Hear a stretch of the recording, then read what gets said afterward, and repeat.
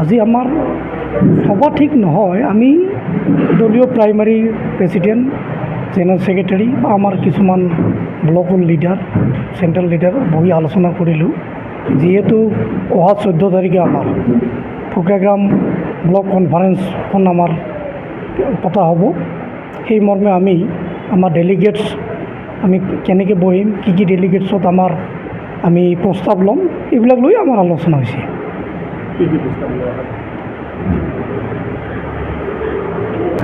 আমাৰ ডেলিগেটছত আমি বিশেষকৈ আমাৰ পেৰেন্ট বডি এখন প্ৰাইমাৰিৰ পৰা আমি 7জনকে ডেলিগেটস আমি লৈছোঁ।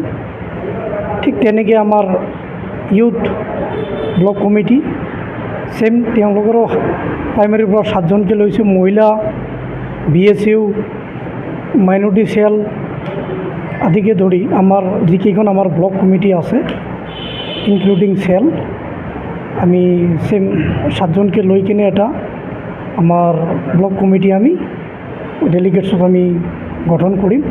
আৰু ডেলিগেটছত আমি বিশেষকৈ প্ৰস্তাৱ আমি থুলমূলকৈ আজি আলোচনা কৰিছোঁ। তাৰ ভিতৰত দুটা আছে, যেনেকুৱা আমাৰ বিগত 2000 চনত BPF দলৰ প্ৰাৰ্থী নথকাৰ ফলত আমাৰ তৃণমূল পৰ্যায়ৰ কৰ্মী যিখিনি আছে তেওঁলোকৰ মাজত এটা আমি হতাশা আমি পাইছোঁ। তেওঁলোকে অলপ হতাশ ভুগিছিলে। সেইকাৰণে তেওঁলোকৰ যি এটা দলৰ প্ৰতি এটা যিটো এটা এক্সপেক্ট এইটো ৰাখিছে যে আগন্তুক 2025 চনত BDC নিৰ্বাচন যি হ'বলগীয়া আছে তাতে যাতে আমাৰ দলীয় কেণ্ডিডেটটো থাকে, এইটোৰ কাৰণে এটা প্ৰস্তাৱ লৈ আমাৰ ওপৰত ডিষ্ট্ৰিক্ট কমিটিক দিব লাগে। টিকেট কোনে পায়, দলে কাক দিব এইটো দলৰ কথা, কিন্তু আমাক ফাৰ্ষ্ট টিকেটটো লাগে। কিয়নো এইটো হ'ল আমাৰ গ্ৰাছৰুটৰ এটা ষ্ট্ৰং এটা দাবী। তো আমি এইটো যিহেতু আমাৰ তৃণমূল পৰ্যায়ৰ কৰ্মীখিনিৰ তেওঁলোকৰ এইটো এটা সিদ্ধান্ত বা তেওঁলোকৰ আৱেগ অনুভূতি আছে দলটোৰ লগত জড়িত, এইটোক আমি ৰেছপেক্ট জনাই এই প্ৰস্তাৱটো আমি এটা লৈছোঁ। আৰু ছেকেণ্ড প্ৰস্তাৱটো আমি এটা লৈছোঁ, যিহেতু আমি ফকৰাগ্ৰাম ব্লকখন আমি যিখন কাৰ্যালয়টো আছে আমি অস্থায়ীভাৱে আছোঁ ইয়াত, আমাৰ পাৰ্মানেণ্ট কাৰ্যালয়টো নাই। গতিকে আমি গোটেই যিখিনি দলীয় কৰ্মকৰ্তা আছে প্ৰাইমাৰীৰ পৰা চেণ্ট্ৰেললৈকে আলোচনা মৰ্মে আমি এটা সিদ্ধান্ত লৈছোঁ যে আমাক যিহেতু আগন্তুক দিনত যদি আমাৰ চৰকাৰ আহি যায় আমি এটা প্ৰস্তাৱ দি দিম, আমাৰ ফকৰাগ্ৰাম ব্লক কাৰ্যালয়টো যাতে পাৰ্মানেণ্টলি বনাই দিয়াৰ ব্যৱস্থা কৰে। এই দুটা এতিয়ালৈকে আছে আমাৰ প্ৰস্তাৱত। বাকীখিনি আমি আৰু আলোচনা কৰিম, বাকী কি আলোচনা হয় আমি আপোনাক জনাই দিম।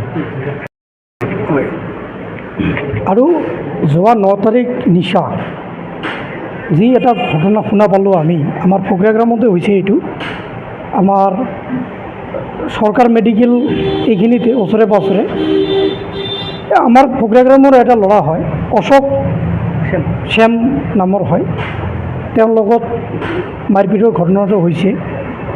আমি দেখা নাই, কিন্তু আমি এইটোও ছ'চিয়েল মিডিয়াত পাইছোঁ বা তেওঁৰো এটা আমি বাইট পাইছোঁ অশোক শ্যামৰ, যে EMৰ PSO বা তেওঁৰ লগত থকা সংগীবৃন্দই তেওঁক বেয়াকৈ মাৰপিট কৰিছে। এইটো বেয়া কথা। যদি মাৰপিট কৰিছে এইটো সঁচাকৈ তেওঁ আইনটো হাতত তুলি লৈছে। তেওঁ এজন জনপ্ৰতিনিধি হয়, তেওঁ এজন EM হয়। গতিকে তেওঁ প্ৰশাসন তেওঁৰ লগতে থাকে, পুলিচ ছিকিউৰিটি তেওঁৰ লগত থাকে।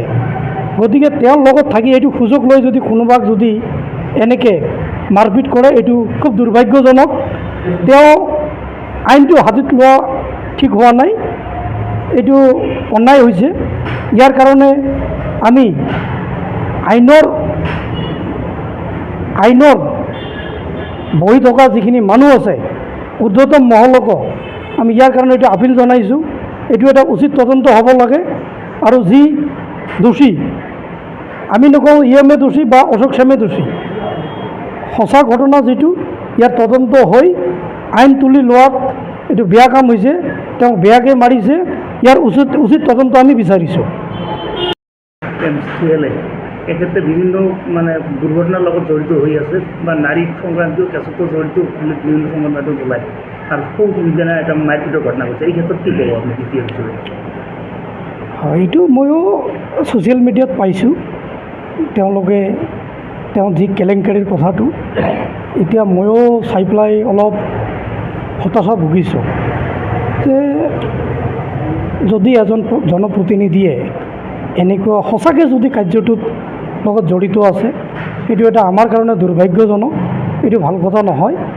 এইটো আমাৰ কাৰণে বা তেওঁৰ কাৰণে এইটো অশুভ সংকেত, এইটো হ'ব নালাগে। যিহেতু এতিয়াও এইটো ফাইনেলাইজ হোৱা নাই, এইটো সঠিককৈ মই ক'ব নাযাওঁ।